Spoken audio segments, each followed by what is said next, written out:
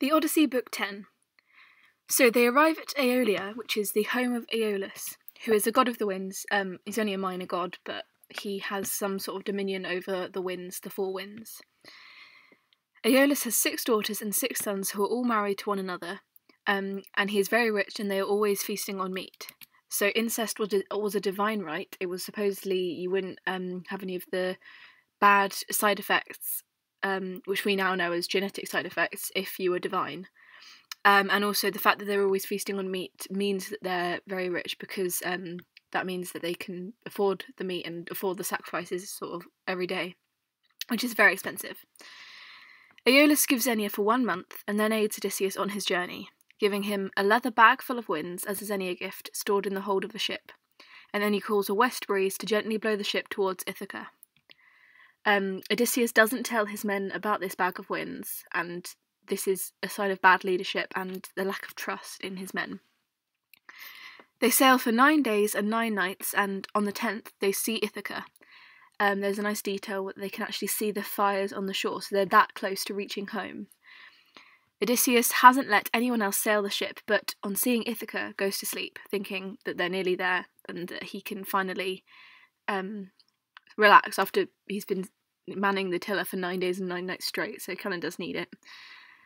And then the men think that the bag of winds contains treasure, which Odysseus is selfishly withholding from them, and so they open the bag. This lets out all of the winds and causes a tempest, and during this massive tempest, Odysseus considers suicide, which is incredibly unheroic for the traditional model of a hero. So this paints Odysseus in a negative light, and also the fact that he's recounting the story and he's even saying that shows that this must have been serious, because otherwise he probably wouldn't have mentioned that bit, because it paints him in a negative way. They are blown back to Aeolia and sit on the threshold begging for more Xenia. Aeolus says that the gods must hate Odysseus and so sends him away because he doesn't want to be tarnished with the same brush. They sail for 6 days until they reach Telepolis, which is the land of the Laestrygonians. The harbour is enclosed by cliffs, and all of the ships enter except Odysseus's. So the way I always think this is, it's like a horseshoe-shaped harbour for the Laestrygonian land, with just a really small gap. And it's interesting that Odysseus is the only ship that doesn't follow in. And it causes us to question, why does he not? If he thinks that there's some sort of danger here, surely he would tell the rest of his ships not to go in either. And he's the leader, he should be the one protecting them rather than just protecting himself and his own ship. So that is another example of bad leadership. Odysseus sends 3 men to go and see who lives there, and they find a strong girl alone outside the town and ask who rules the country. This is Antiphate's daughter. Antiphate is the king of the Laestrygonians. But this is quite an unusual description of a woman, because strong girl, women are always depicted as weak and domestic, so that's unusual. And also the fact that she's outside the town on her own is also weird. So it's kind of portraying the Laestrygonians as quite uncivilized. They enter the palace and see Antiphate's wife, who is also huge. She calls for her husband, who pounces on one of the men and eats him. The other 2 men run back to the ships, while Antiphates calls for the other Laestrygonians. They begin throwing rocks at all of the ships and skewering the men. This is quite gruesome description here. Odysseus' ship is the only one that escapes. As I said, this is bad leadership, because he doesn't tell his men about his misgivings before they enter the quite enclosed harbour.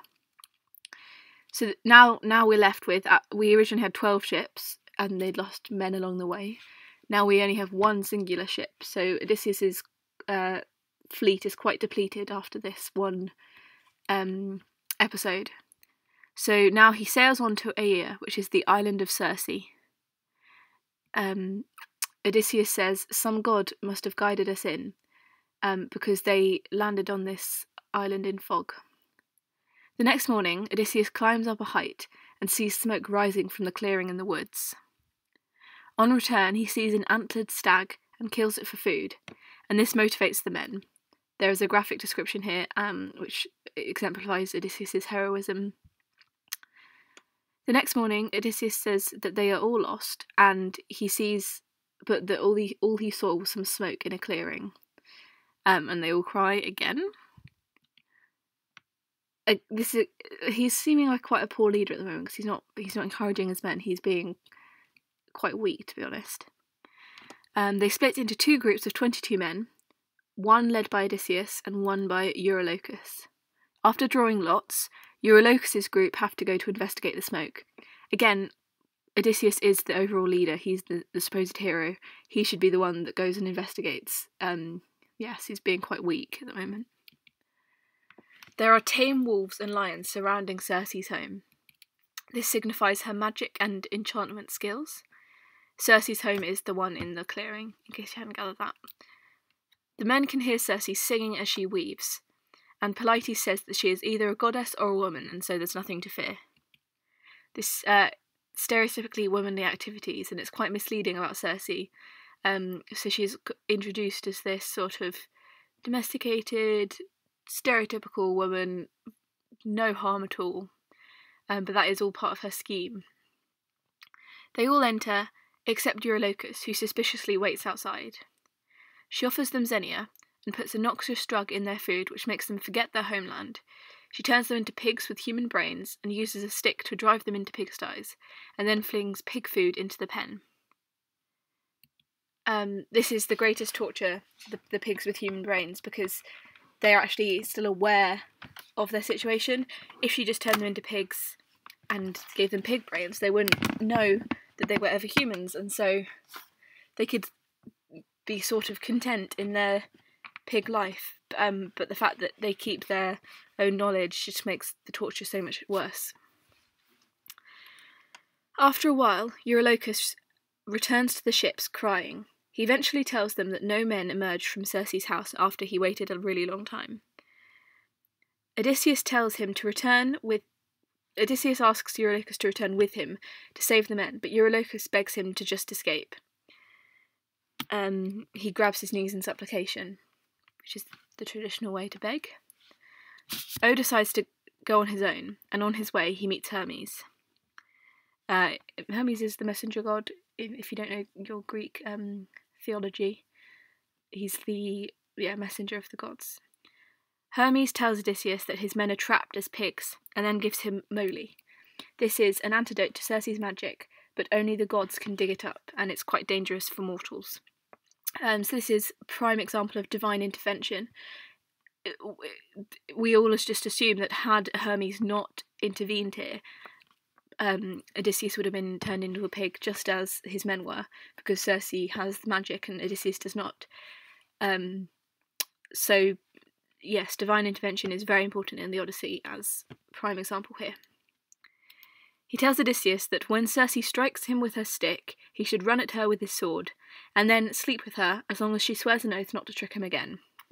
So Odysseus arrives at Circe's, and she invites him in, following the same routine that she did with the other men, so putting a noxious drug in food and trying to hit them with a stick to turn them into pigs. She gives him the drug drink and strikes him with her stick, and then he rushes at her with his sword. She ducks and clasps his knees in supplication, crying.